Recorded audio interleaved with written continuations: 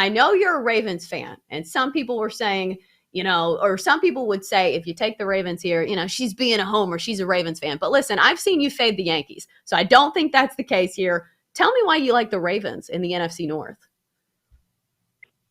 The Ravens at plus 145 to win the AFC North is probably my favorite preseason bet prior to the Ravens at over 9.5 wins, which now is way too juiced to even consider.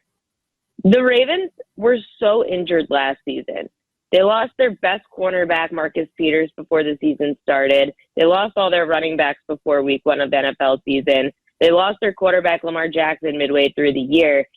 The second to last week of the NFL season, the Ravens were still in the mix to make the playoffs somehow. There were so many times the Ravens head coach, John Harbaugh, had to go for 2 because he didn't trust his secondary to make it through overtime. His secondary was so banged up, they were playing with third and fourth string cornerbacks and safeties. The Ravens should be healthier this year.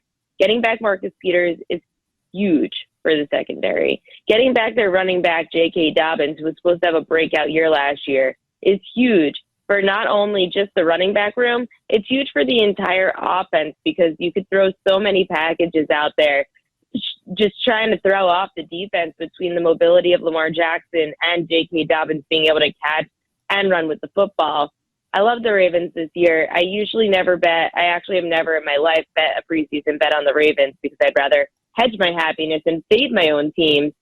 I'm just going to go with the Ravens this year. I did the plus 145 to win the AFC North. Then, of course, a little bit of homerism. I did bet them to win the Super Bowl at 22-1, which, by the way, Chelsa and Jenkins, Kelly in Vegas and I went around all Vegas this weekend and saw that there were down to 16-1 to win the Super Bowl, the Ravens.